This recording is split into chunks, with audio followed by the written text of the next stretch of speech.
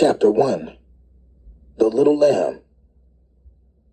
The frightened young lady with the matted hair and dirty feet didn't know what to do when she saw the flashing blue lights.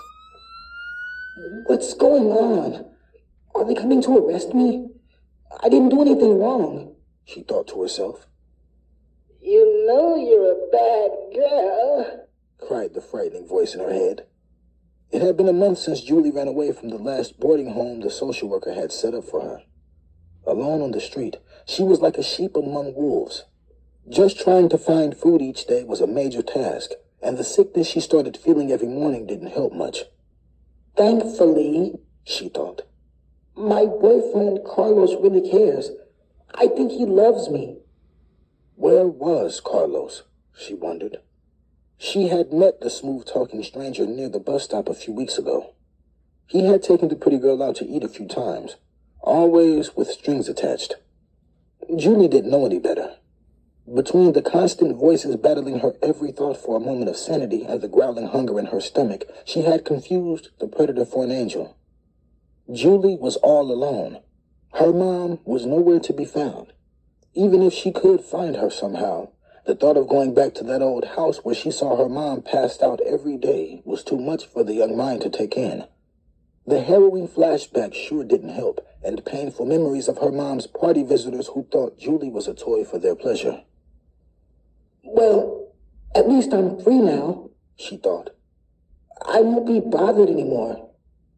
And she sure didn't like those medicines the doctor at the hospital had given her. They made her feel so funny, so she stopped taking them. That's when the frightening voices started to infect her mind every waking moment. It only made sense to Julie to get out of that boarding home. The voices told her that everyone there were demons.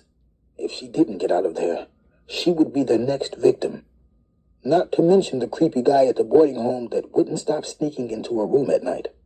So now, in the corner store parking lot with the blue flashing lights shining in her face, she thought, it must be demons coming back to get me.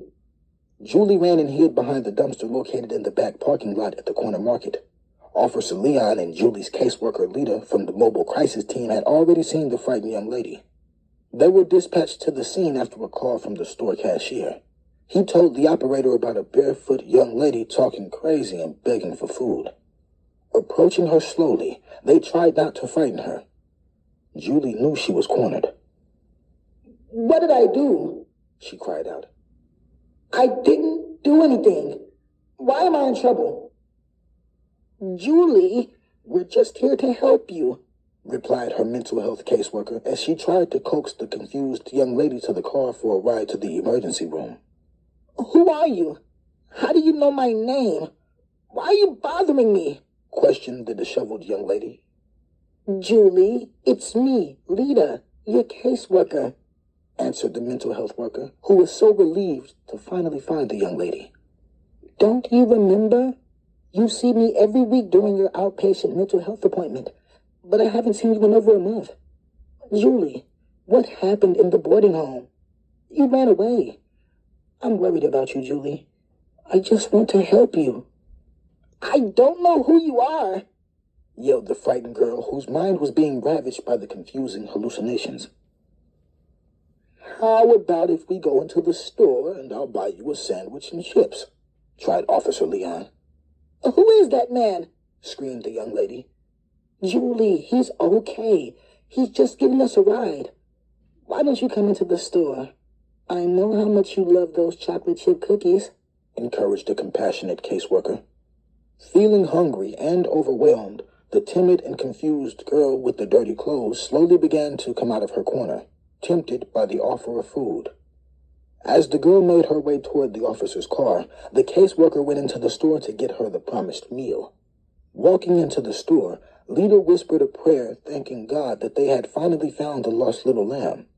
She knew Julie was no match for the ravenous wolves waiting to prey on her out on the street. Trying to be as gentle as possible, the officer knew he had to follow procedure and put the handcuffs on the homeless young lady in crisis before she tried to run like all the times before. The girl breaking down in tears didn't make his job any easier, but he knew it was for her safety until they could get her to the emergency room. Trying to give her a break, he placed the cuffs on the front of her so at least she could eat her food during the ride. Back in the car, the caseworker offered the frightened girl a tissue and helped her unwrap her food. Between her terrified sobs, Julie gobbled down her food, something she hadn't had in a day or two. During her ordeal, she wondered where her supposed boyfriend she met at the bus stop was. Get this exciting audiobook at Audible or iTunes, and you will be riding along with the frontline workers as they rescue those in crisis. Crisis of mental, physical, and spiritual, but you will have to buckle up for this compelling ride because it's filled with action, danger, suspense, romance, faith, and inspiration. Check it out today.